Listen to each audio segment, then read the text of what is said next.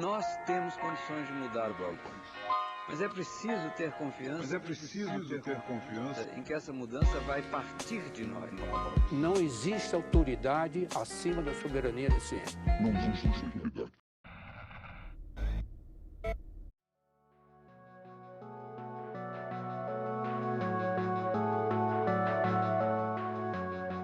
Bem-vindos ao Nós na Nutrição, o seu podcast sobre nutrição e o seu contexto na vida contemporânea. Aqui quem fala é Pablo Couto e está começando a edição de fevereiro, o quadro de coletâneas de notícias relevantes no cenário de alimentação e nutrição. Vamos para a primeira notícia. Começamos com uma notícia de 14 de fevereiro, onde a gente viaja diretamente para o México, país fronteiriço com os Estados Unidos da América. Todo mundo meio que deve conhecer. O que acontece é que lá ocorreram algumas mudanças na legislação vigente e o México passou a aceitar o uso de milho transgênico para ração animal e industrial. Mas aí vem a pergunta, quando eles passaram a não aceitar? Então, em 2022 o México proibiu o uso de milho transgênico e do herbicida glifosato, esse é super conhecido, assim, para o plantio e para o uso na indústria. A grande questão é que a partir de então, o México, desde que eles proibiram esses dois componentes, né, tanto o milho quanto esse herbicida, o México começou a sofrer muita pressão por parte dos setores econômicos dos Estados Unidos. Veja bem, a galera quer vender tanto o herbicida quanto o milho que tem assinatura para o uso do herbicida, o milho transgênico. O grande lance é que o mercado mexicano movimenta muita grana com a importação de milho. Cerca de 17 milhões de toneladas por ano, mais ou menos. É muito milho. Entretanto, lá quando foi instituída essa regulamentação, foi no governo do André Manuel López Obrador, do partido Movimento Regeneração Nacional, foi instruído um decreto que visava a redução gradual para eliminar tanto o milho transgênico para ração animal e o uso na indústria alimentícia. Então, agora foi retomado, né? Então, não pode apenas para indústria alimentícia, mas para ração e para outros componentes pode ser utilizado. O real motivo da gente fazer esse bate-volta assim com os manitos mexicanos é para a gente sair um pouco do nosso cenário de política nacional e para a gente poder dar uma espiada como os outros países estão fazendo no cenário agrícola, assim. Então a gente tem esse meandro de política internacional, de economia, basicamente, né? Onde um setor específico de outro país está pressionando a economia de um país, e a gente pode pensar assim, em questões sobre soberania alimentar, soberania econômica, soberania de mercado. E a gente pode tentar projetar algumas questões aqui do Brasil, porque a gente sabe que o cenário do Brasil é de grande leniência e promiscuidade com o uso de agrotóxicos. Então, talvez um cenário onde a gente possa defender a saúde por intermédio da valorização da soberania alimentar, de cultivares mais seguras, não seja tão impossível assim. Agora, deixando o país de las tortillas e tacos, voltamos para terras tupiniquins e mudamos para uma belíssima e festiva notícia.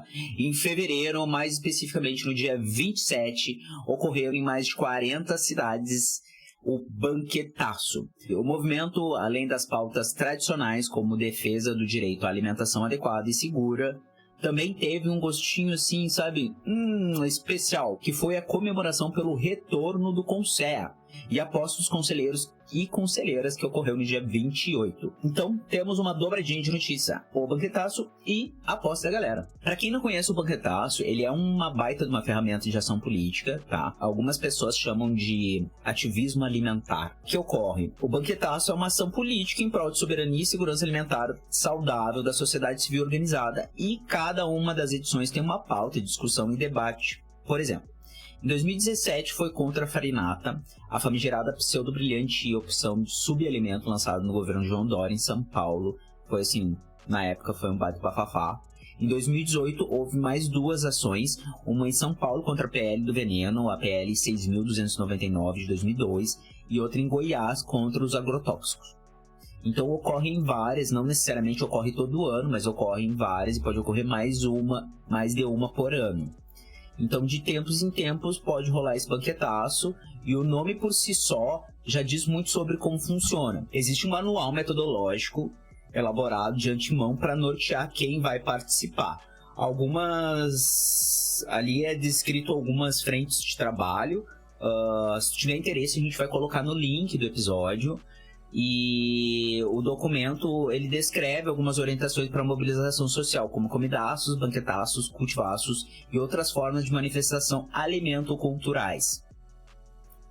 Sendo assim, a gente pode pensar que talvez o mais famoso é o que leva o nome do banquetaço, né? E ele acontece, só para ter uma ideia, assim, ele acontece da seguinte forma. Tem uma preparação, né, da refeição organizada por várias pessoas, e a mesma é servida para os transeuntes enquanto são veiculadas informações de mobilização, conscientização, sobre questões políticas, sobre a pauta, sobre a defesa de uma alimentação saudável, segura, sobre a defesa e a garantia do direito sobre a água. E um dos eixos centrais da mobilização é de que, sob a ótica da comensalidade, que deriva do latim mensa, que significa conviver à mesa, e sob esse espaço ocorra a valorização da soberania alimentar, da cultura alimentar, da defesa da alimentação saudável e segura e várias outras questões que são pertinentes. Todos os links das notícias, dos episódios e do que a gente vai comentar aqui e o que eu vou comentar aqui nesse episódio vai estar na descrição do episódio, vocês podem encontrar lá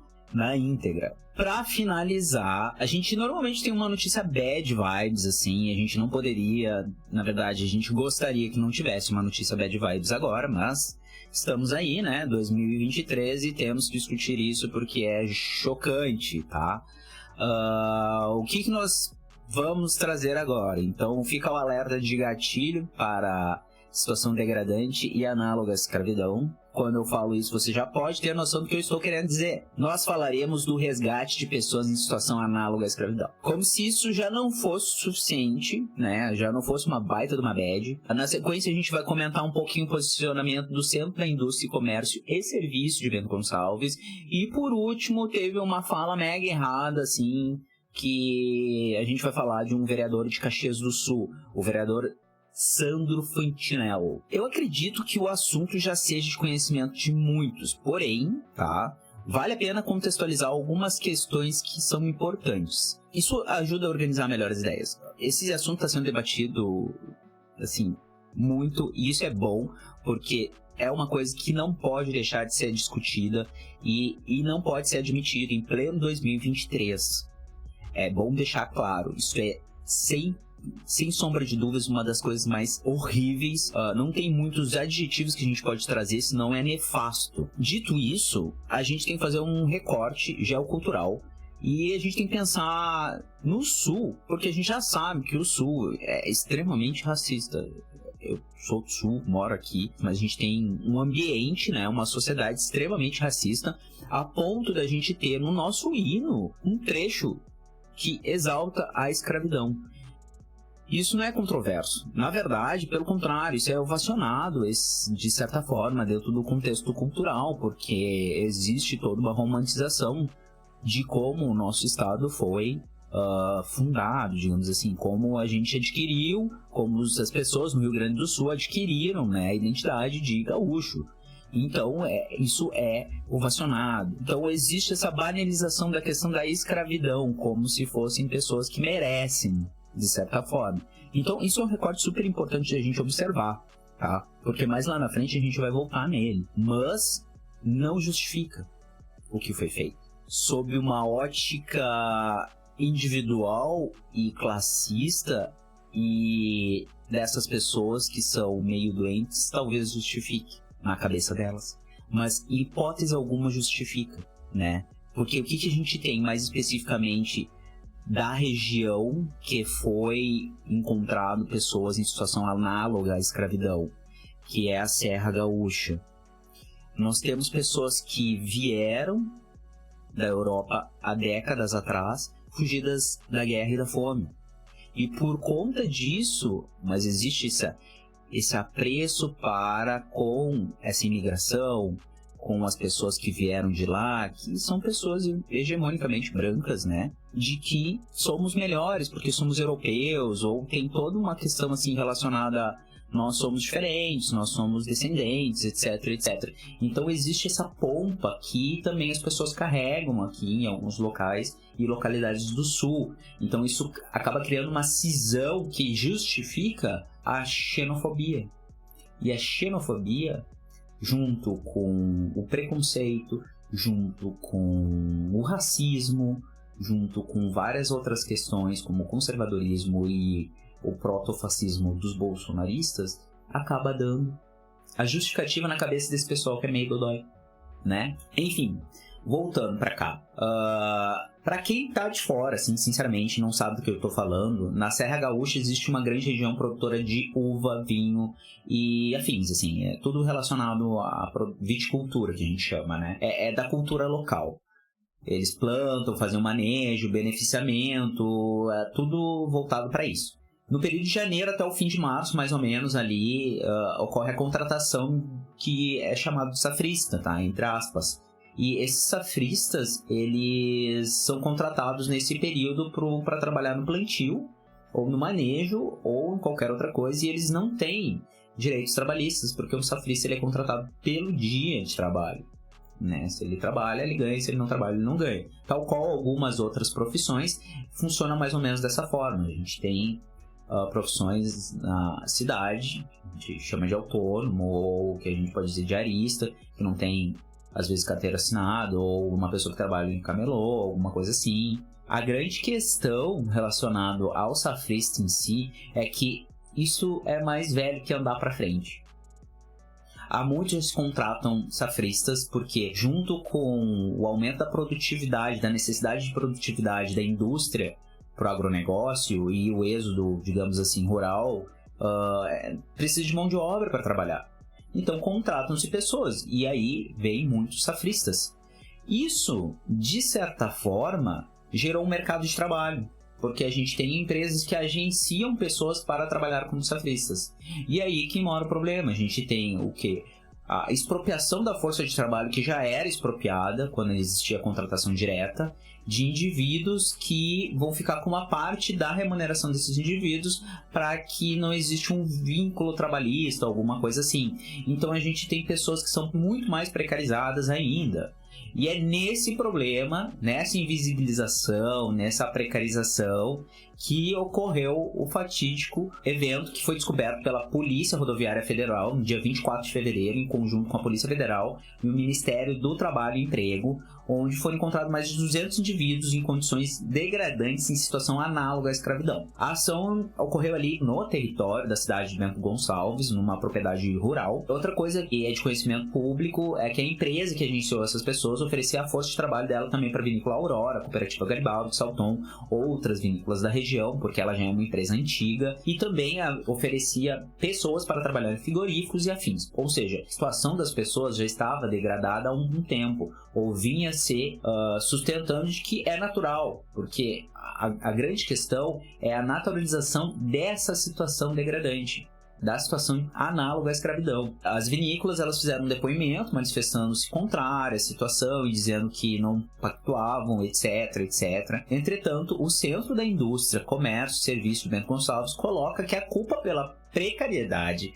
insalubridade, situação degradante e escravidão que as pessoas se encontravam é decorrente de benefícios sociais como o Bolsa Família, Auxílio Brasil. Por um lado, a gente tem a diretoria e as pessoas que trabalham em relações públicas das vinícolas que querem tirar essa pecha dessas empresas, porque são empresas que faturam milhões com beneficiamento da uva, vinho, suco, frisante, espumante, qualquer coisa que possa imaginar.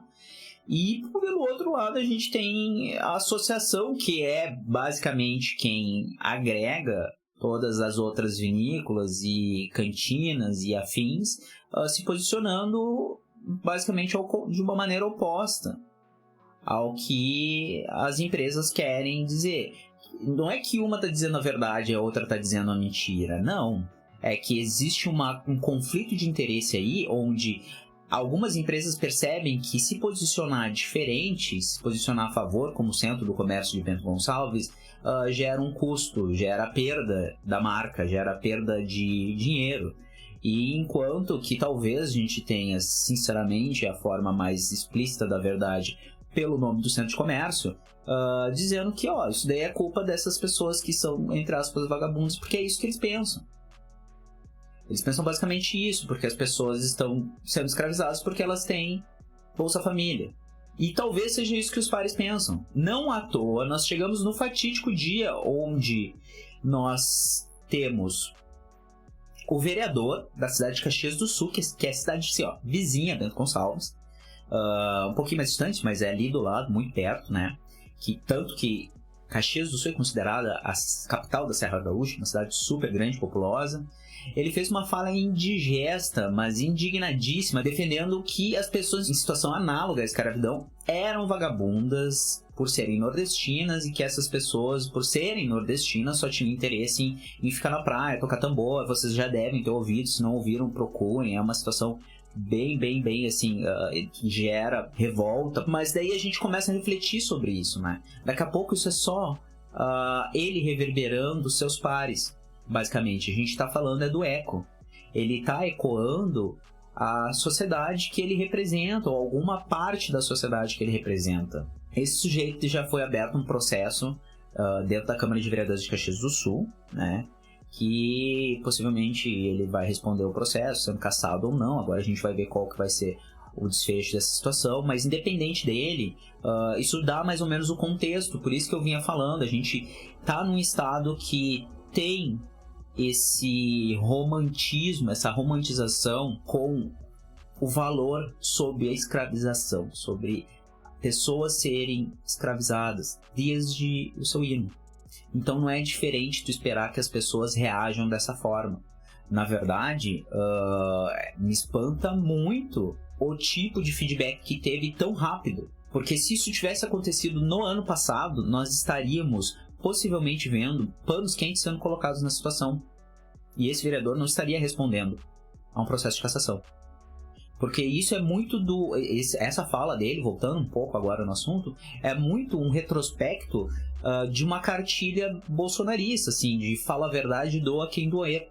Então a gente tem o quê? A gente tem um cenário que no passado poderia ter sido muito benéfico para esse tipo de pessoa. E assim, a gente não está querendo generalizar nada aqui. É óbvio que na região existem também agricultores familiares, cooperativas, inúmeros outros exemplos de pessoas trabalhadoras que não pactuam com a situação degradante e desumana desses indivíduos que foram expostos. O trabalho no campo sempre foi desgastante, a mão de obra sempre foi escassa, é um trabalho extremamente difícil, mas assim, é um trabalho muito bonito ao mesmo tempo.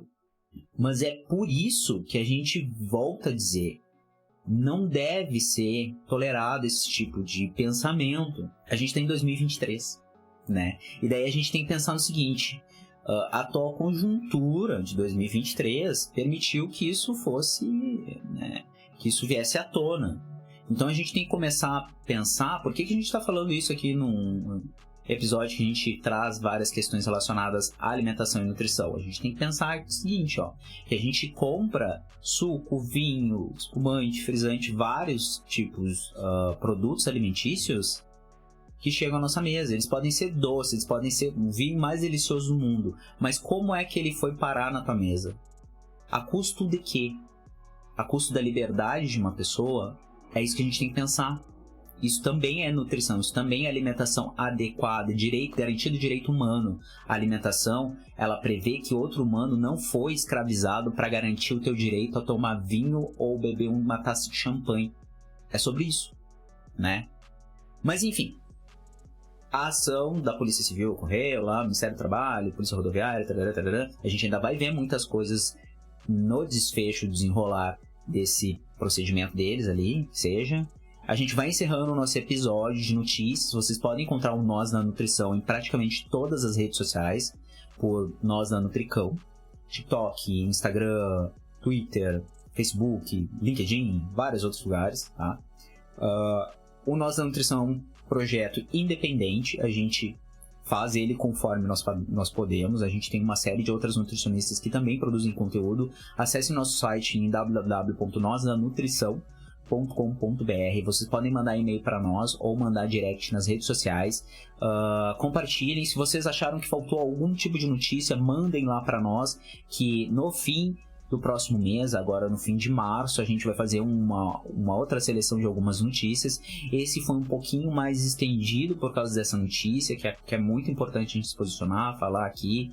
A gente não acabou falando sobre isso nas redes sociais, porque, enfim, a gente às vezes não tem muito tempo de utilizar a rede social como uma câmara de eco, e a gente prefere esperar, escrever, se organizar, pesquisar, do que simplesmente jogando as coisas lá. Mas é isso, vocês podem dar umas estrelas pra nós lá no Spotify, no iTunes, qualquer lugar que tiver pra dar estrela, dá estrela pra gente também. Compartilha esse episódio com quem tu acha que gostaria de escutar. Todos os links, eu acho que eu já comentei, das notícias estão lá na descrição do episódio no nosso site, também tem aí no teu agregador de podcast. E fui!